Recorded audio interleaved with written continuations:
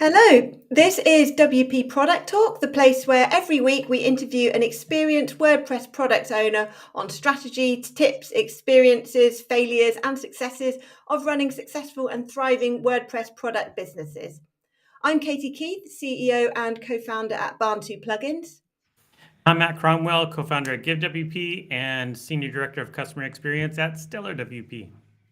And today's topic is effective live product demos for your WordPress plugin or theme. I'm excited to talk with our guest today all about this because we've been experimenting a lot with product demos and find them to be pretty useful overall. And I do think it's a relatively new-ish feature that some product owners are using over the last couple of years more and more often. And I think they're really useful. So I'm excited to talk about it with our guest. Yep, and to talk with us today is special guest Vikas Singhal. So, welcome, Vikas. Could you introduce yourself and tell us a bit about what you do? Hey Matt, hey Katie. Thanks for having me on the stream. So my name is Vikas, and I'm the founder of InstaWP, and we basically make it easier for anybody to spin up WordPress sites. So that's a one-liner or a one-liner pitch for myself and the company. I'm in the WordPress space for last 4 to 5 years now, I think, and InstaWP is relatively new, and we have been trying to make it easier to. So the bigger goal is to make it easier for anybody to onboard into WordPress. So that's the bigger vision which we have. Nice. And we should clarify a little bit. We thought of this subject of product demos, and a lot of folks do them in a lot of different ways. I've seen recently that more and more folks are using InstaWP specifically for product demos, but that's not really the core of your product offering. It just happens to be a benefit that some folks are using as well. Can you tell us a little bit about the larger product and everything that you offer?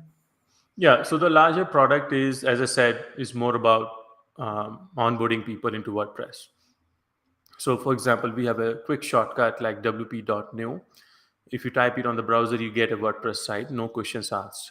So that's the way. That's means we have found a pain point. My personal pain point when I started this project was there was still not a good way or an easier way to launch a WordPress site quickly in your browser. Back in like 2021, that's 2 years ago, and it was still a painful process. You have to install something, download a software, and then it's just a mess for new people who are joining to WordPress ecosystem. Yeah. So that's the pain point that we started with, and it quickly became the de facto standard of like quickly launching test WordPress websites or temporary disposable sites.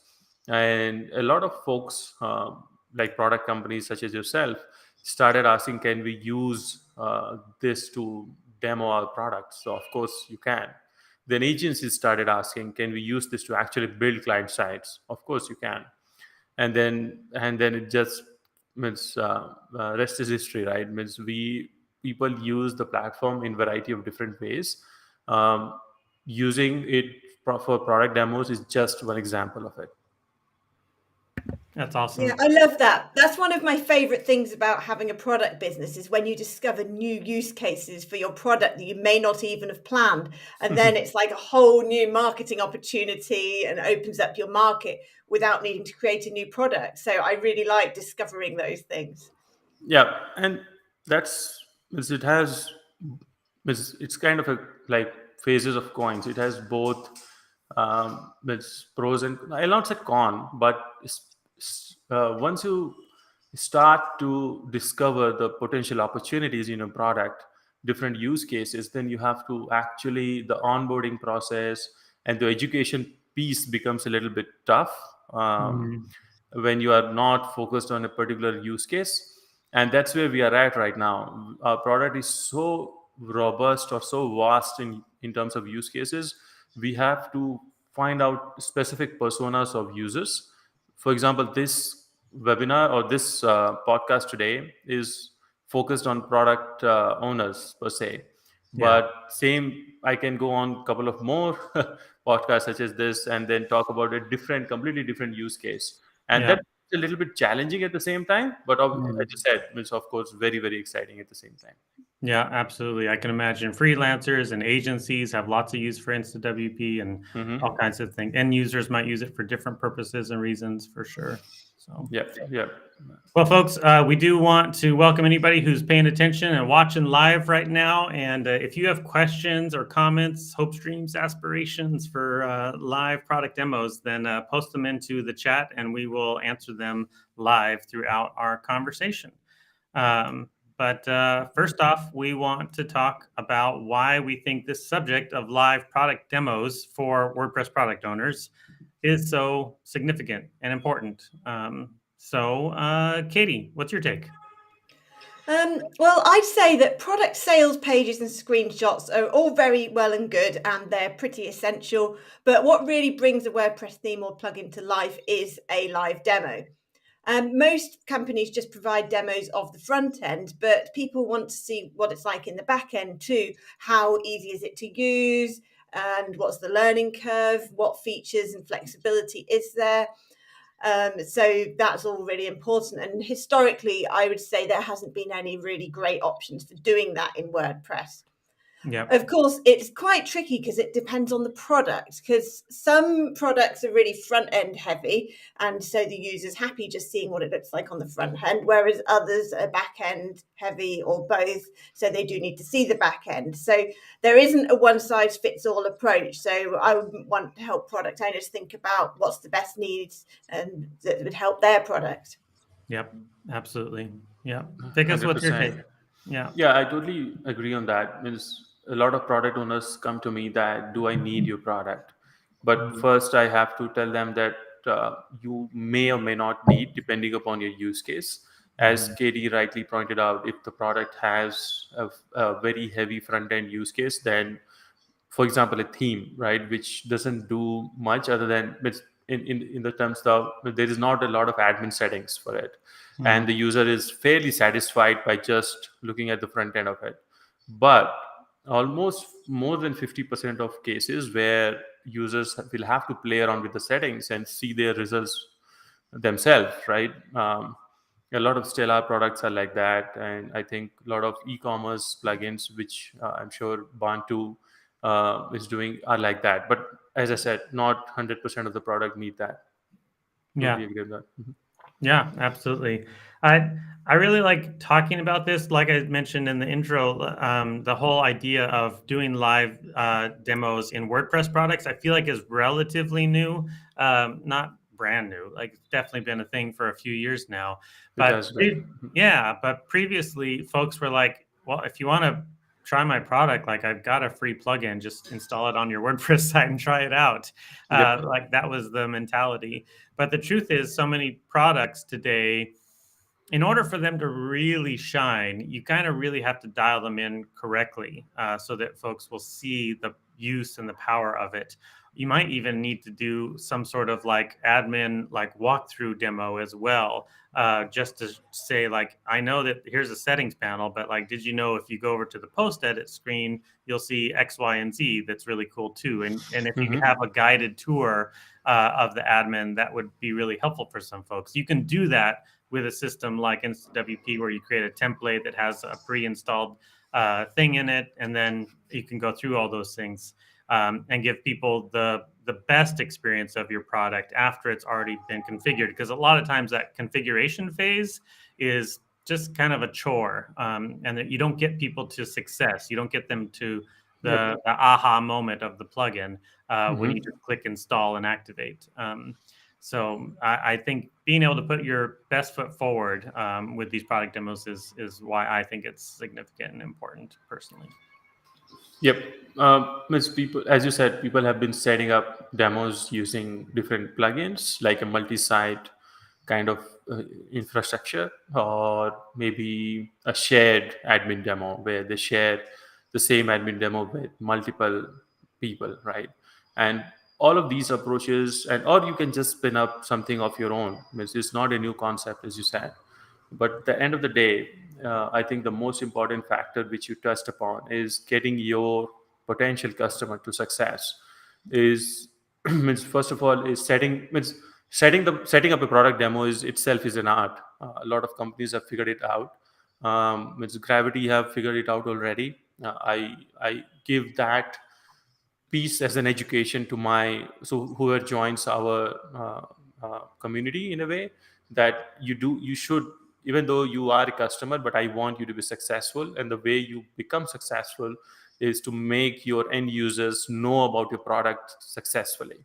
Yeah. And to do that, the product demo instance itself needs to be set up very, very tight. Means all the possible use cases needs to be covered, and you have to guide them through the admin UI or whatever. Right? It can be anything. And as I said, best is to get inspired from others who have done it best. Yeah. Right. So, and Gravity is one of them. I think LearnDash has set up very well as well. So, yeah. Yep.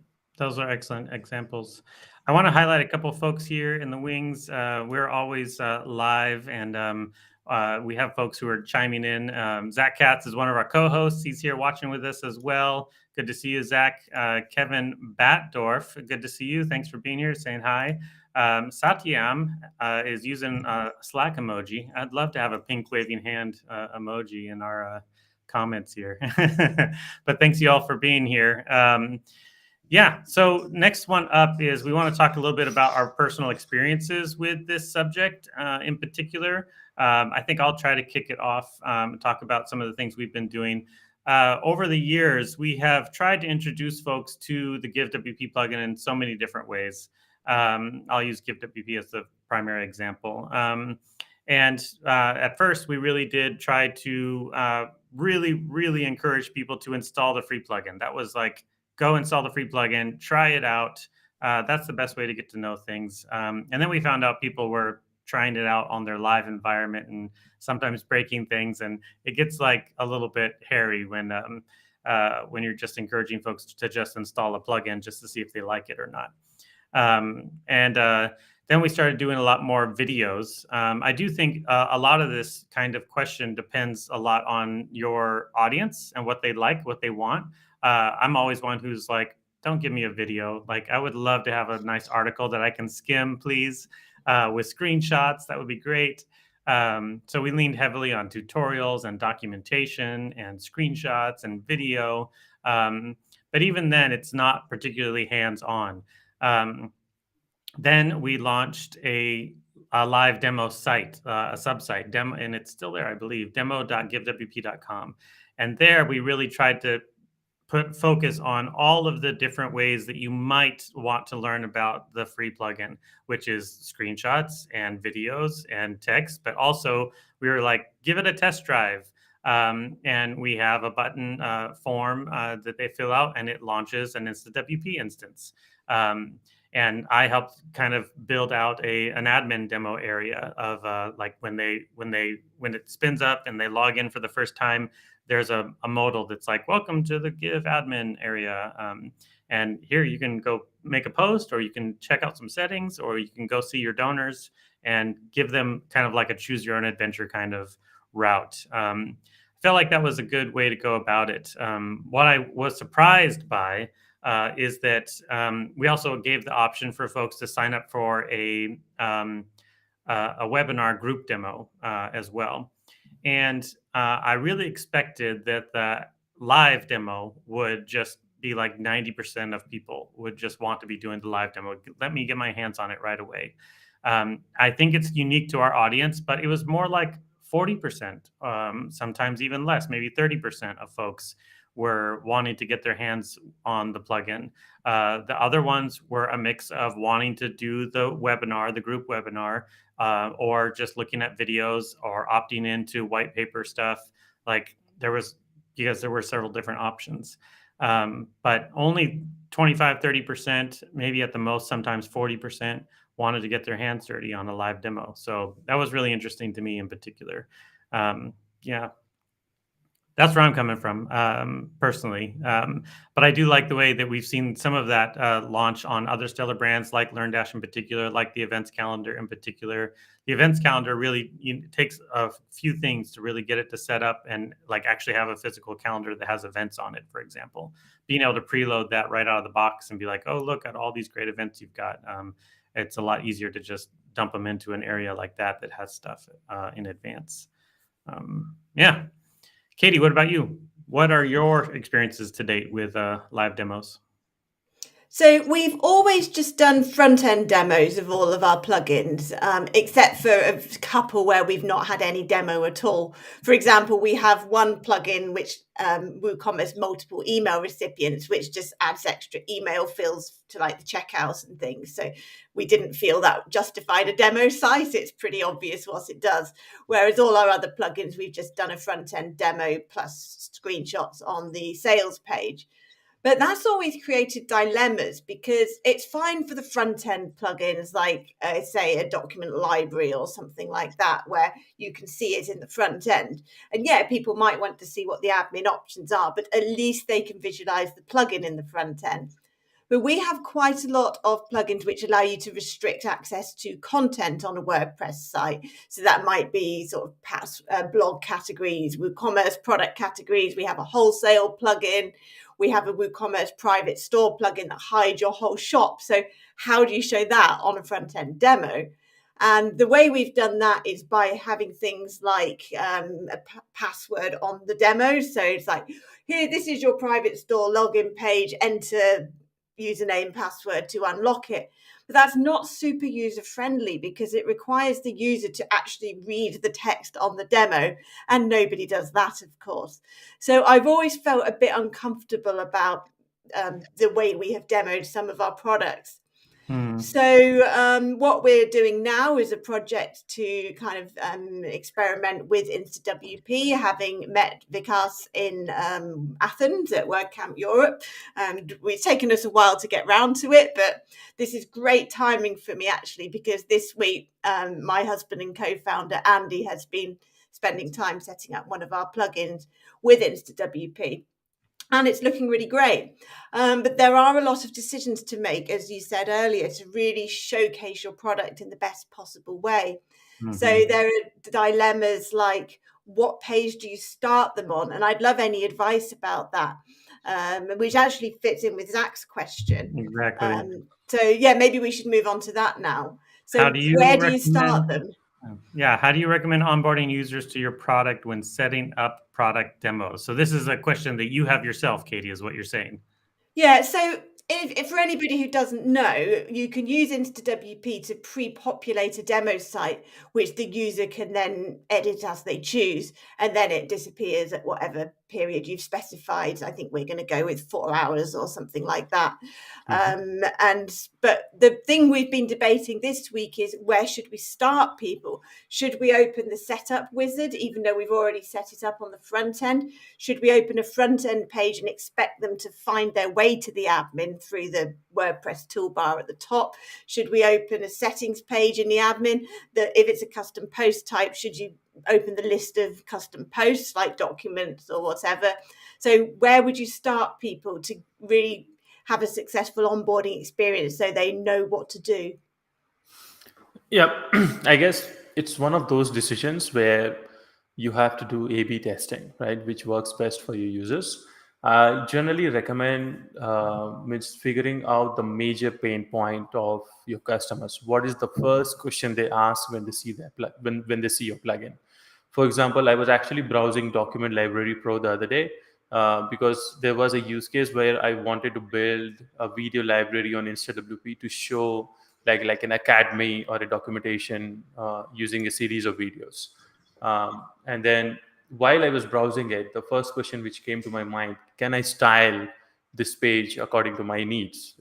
Can I change the layout? Can I use bigger thumbnails, or whatever that question may be? And then over a period of like running your business, you know those top 3 questions. So I would suggest you start from there, right? If a plugin is complex and your onboarding solves that, I will say leave the onboarding on, right? So basically push people to the onboarding interface, and that onboarding should take care of the majority of the questions. If you think that it's better for the users to already onboarded with a couple of examples, pre-built, pre-populated, and then you showcase. So I'll take example of Gravity. So they create about 10 different forms for different use cases, and for each use case they have built a form, but they also build a page inside the WordPress site itself, which itself becomes a landing page. So the WordPress site itself becomes a landing page, and they redirect users to the home page of the WordPress site, but logged in. The user is auto logged in because InstaWP can give you the auto login feature. So in a way, what you're doing, like two things at the same time. You are letting people know that this is what the product is all about. So this is form 1, this is form 2, this is form 3, and then at the same time you just click on a form and then edit it, right? So you are essentially, I think what comes out of from this story is that you show what all things are possible with your product, and then you allow people to click on a button and then experience themselves what it is all about. That's really So great. it's more about like giving them the breadth of your product, and then they themselves should go deep into the product. That will be their browsing experience. So I think that's the best way to do it. Nice. I like that a lot. Yeah. I mentioned that earlier that what one thing we did was give them options of where they wanted to go. Like as soon as you log in, we popped up a modal and said, welcome, this is a tour or a demo, and here's where you might like to go. If they did choose to like go see the donors, it was kind of like, well, you go see the donors and then, well, there they are. And there's not a lot to do there. And then there wasn't necessarily much more guidance after that. So there's definitely more that we could have done to continue the guided tour and things like that. But I love that idea of using the front end of the site, which is far more customizable than the admin area. Yeah, it is. You can Exactly. build literally anything on the block editor. You don't Yeah, even need to use a page editor for that. And it means you literally can build like a one page, a landing page. So that your demo site itself becomes a marketing site. exactly. It's not just a demo site, it's a marketing plus demo site. Absolutely. Yep. We So also, that's interesting, because if we're landing people on the front end and they're seeing the product, is that an argument to get rid of the existing front end demos? Because we were thinking of giving users a choice. Do you want to just demo, the site that's set up, or do you want to create your own editable version of it to play around with? But if we're taking them straight to the front end, which looks like our existing demo sites, could we get rid of our existing sites, or do you think they have different purposes? I think that serves different purposes. The front end demo without much of a setup is a quick way to browse around, but you can have like a button somewhere or multiple places that try spin this up for me, or try this in a live environment, and that takes them to the exact same page where they want to go. And in HWP, you can actually set up their starting page where you want them to land. I think that's the experience. But as we discussed earlier, it depends upon plugin to plugin. In some cases, you don't even need to show the front end demo. You can just put them directly into the live demo. As you said, that's an interesting observation. Yes, we can do that. absolutely. I want to throw out just one kind of tangent a little bit. One of the biggest uses that we have for InstaWP in particular is we use it a ton for technical support purposes. And I think it's also so useful and valuable for that as well. We just are spinning up sites all the time to try to replicate issues. And if we do replicate it, we hand it over to the developers to be like, here, this is where you can replicate that problem. It ends up being super useful in those cases as well. Also, for the customers themselves, when they're like, "Oh, this is not working, that is not working," we could send them the login link to that site and be like, "Go and check if it's working over here," which ends up being super useful for them as well. But lots of use Yep. cases for InstaWP. Lots of use cases, as we stated earlier, and means one of the best use case we have found product companies using it is custom support, but by copying their live site. So we have a plugin which can be installed on a customer side.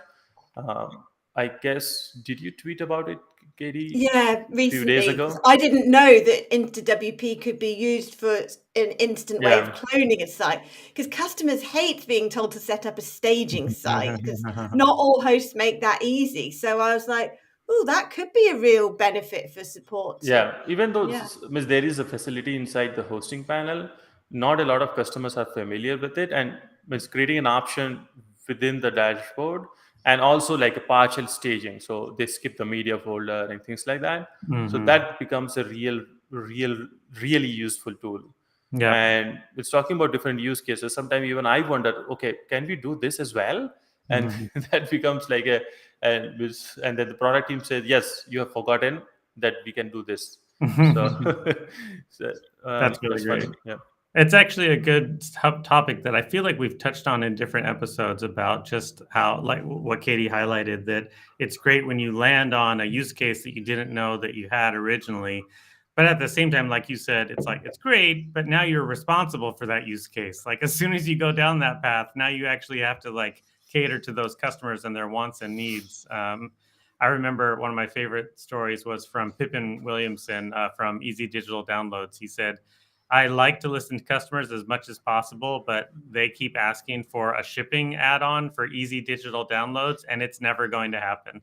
Like, it's just Yeah. one of those lines you have to draw. At some point, it's like this is our purpose, and that's not our purpose. So, Right. have you been having that struggle at all, Vikas, in terms of like you can expand, and you can become a whole entire managed WordPress hosting platform if you wanted at this stage? Yep. Are you talking about those types of things internally? Yeah, every single day. So that has been one of the issues, is saying no to use cases, because we get so many because of the nature of the product.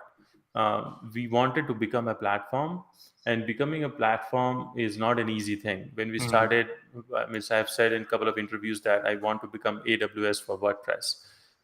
It's just a vague term, so much a vague term. But right now, what we have found, our purpose is to limit ourselves in solving those major use cases which can drive revenue for the company, which is like the honest truth, and also to solve majority of the customers' problem, which nobody else is solving in a proper way.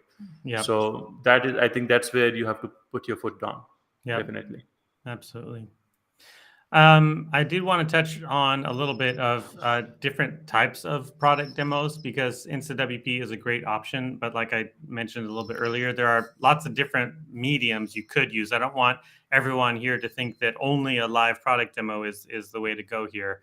Like I mentioned, I do think that videos can be really instructive and really informative, especially if you're using like on YouTube, at least you can use the chapters tool to allow folks to be able to skip to different parts of a really long video in order to see what they want to see.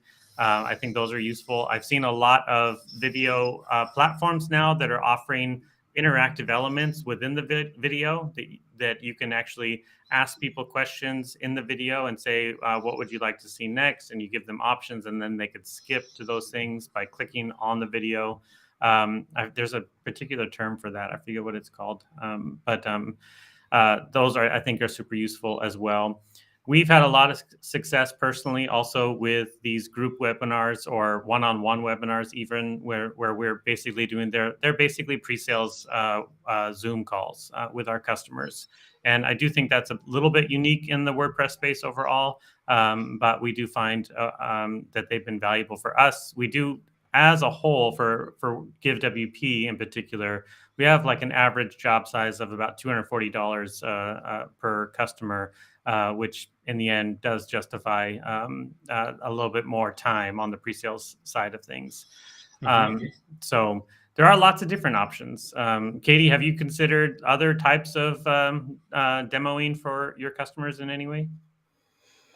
Yeah, one of the challenges for me as having many different products is Yeah. that we've got like 23 products, so that would be a lot of webinars. So I love the idea, but I suppose we could do that for our most popular products, then that might justify it. Our average order value is exactly half what you just said. Ours is about $120 rather than 200 plus. So but then if it's a group webinar, then that's less time per user. So it might be worth it for the bigger products. I saw something really cool a few months ago on a SaaS website where they'd kind of embedded a sort of their product in an editable way into the page, into their homepage. So I can't remember what it was, but you could actually click on it and change stuff, and it was within the sales page. So I thought that was a really instant way of getting the demo. But for me, it's always a dilemma as to what to prioritize. So you've got the top of your sales page, and you've got your pricing and buy type buttons, and you've got maybe a front end demo and a back end demo. And do you put a video there? And it's like how you have to kind of offer, or a webinar. So how do you choose which one is the most important, given that users do want different things? Absolutely. Yeah. Yeah. Nice. Cool. Well, we are getting into our last segment at this stage, and it's honestly one of my favorites. I love being able to talk about just the best advice that we have for any WordPress product owner who's trying to get into this for the very first time. I think we can do it in a couple different ways. Like sometimes I say, let's give an elevator pitch. Like, you're passing somebody in the hallway track at WordCamp. They're like, hey, how do I get started with InstaWP? You got like 2 seconds while they're walking away. What's your pitch there? But let's say it's more of like a quick little chat together. We got some time and space. So what's our best advice for folks who want to do live product demos and are just getting started with it? Vikas, you want to start us off?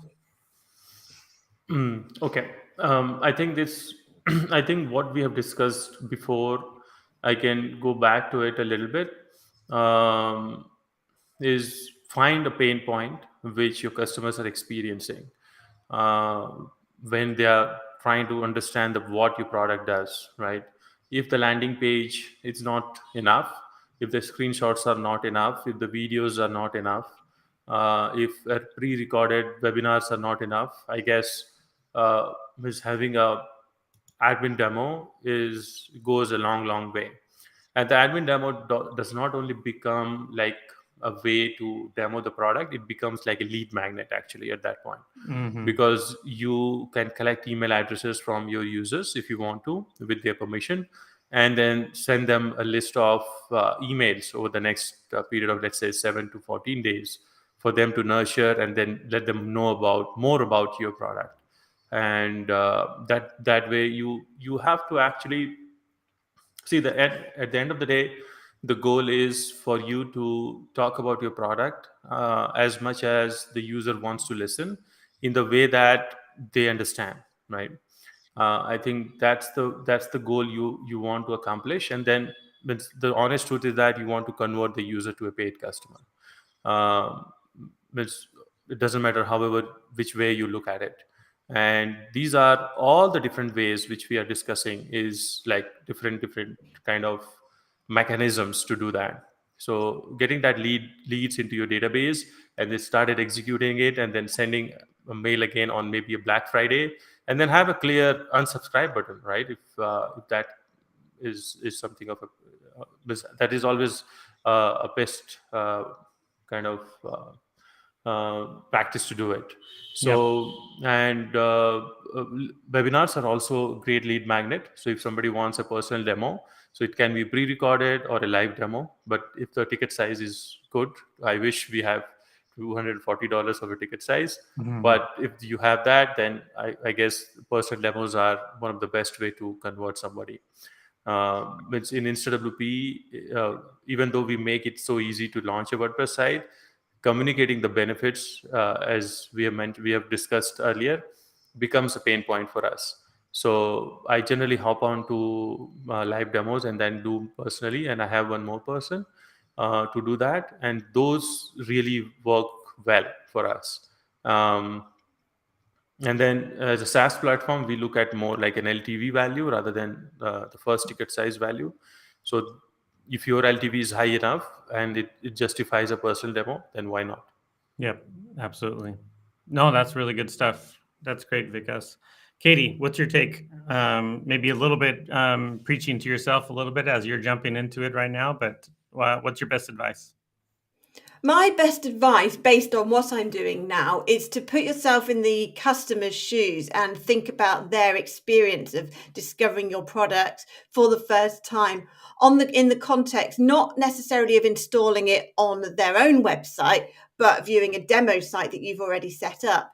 So I've learned a lot about our document library plugin just by viewing the InstaWP demo and thinking about what pages to include and where to direct people and things. And I'm thinking about it like, well, if they start on this page, how will they know to go to this page, or that this other place even exists with different settings? And then I started thinking, well, maybe that's an issue in the plugin more generally for all our users and not just in the demo. So yeah, put yourself in their shoes and really think about that journey, because that's what's ultimately going to convert them into a paying customer. It's actually funny when you talk about that. A lot of plugin developers I speak to, they say that if I expose my admin panel, nobody will buy my plugin. Oh dear. That might be something you They want to work shouldn't on. be selling it then. So I mean, of course, there are some complex plugins which are difficult to set up, but they are just exceptions. But in general, if people are finding it difficult to use the admin panel to set up something in a plugin, then there is like a larger problem inside. Yes. and I think solving that itself will help the plugin in the long term. Absolutely, that's a really good one.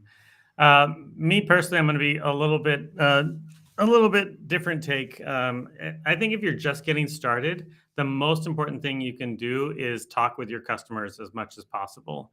And so I wouldn't start with a live demo that folks can just jump into and jump out of without any interaction.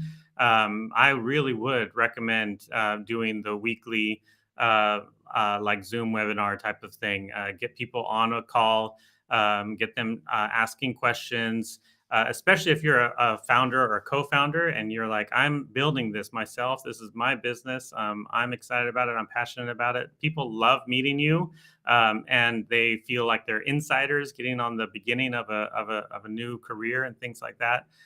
They'll give you feedback for years, things like that. It does take time, but I think it's kind of like it's killing several birds with one stone. You basically, I don't love that phrase, but like you get a lot of things done at once. You get a lot of customer insight. You start to build loyalty for your product.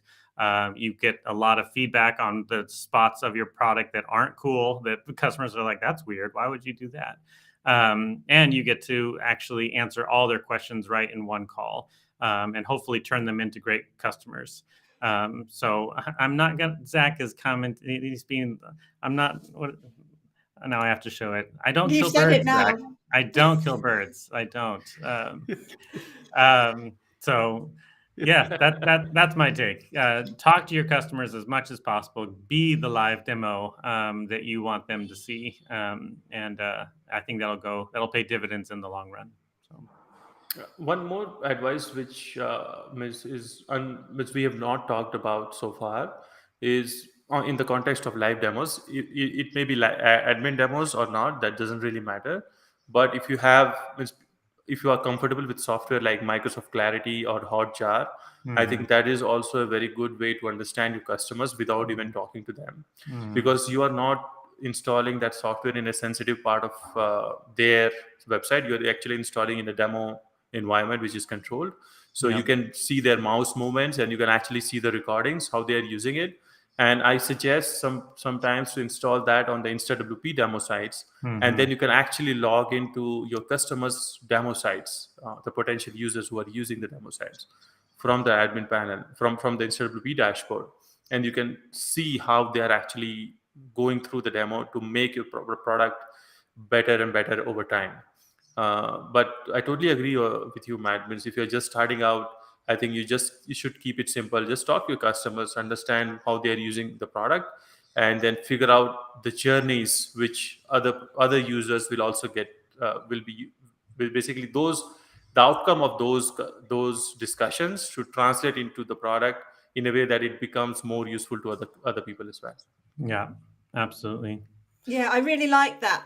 It touches on something you referred to briefly earlier, Vikas, which was A/B testing. And I forgot to follow up, but I was thinking, how do you A/B test on an InstaWP demo? So is that the way to do it then? You install something like Hotjar to track what your users are doing?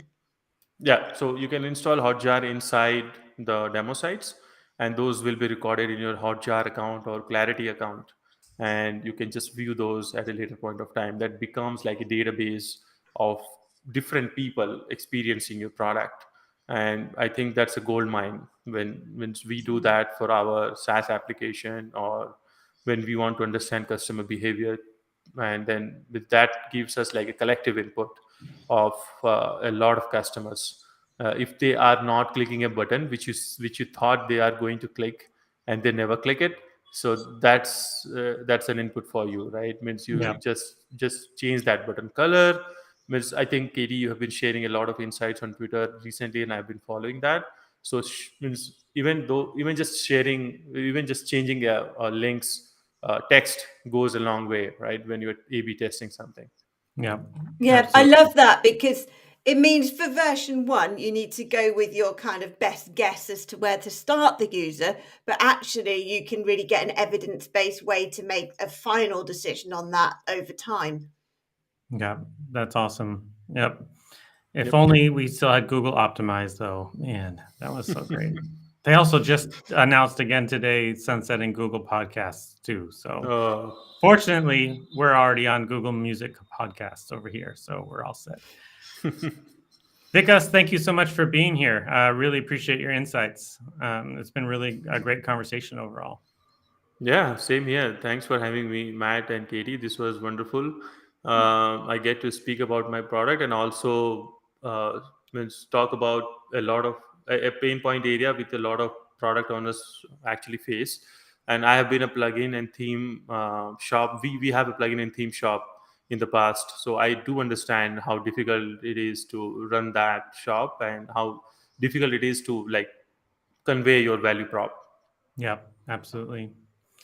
Well, thanks so much, everybody. It's been great. Next week, we actually are going to have a good friend and colleague of mine, Ben Rittner, co-founder of or founder of Cadence WP, and we're excited to talk with him about product innovation. Ben has been innovating in the WordPress space for years and years. Internally at Stellar, we're always leaning on him for new ideas. The whole way in which we're rolling out Cadence AI is all really geared around Ben's intuition for products. So I'm excited to bring him here and talk about how can we all be more and more innovative in our approach to products. So with that said, have a good week, everybody. We'll see you next time.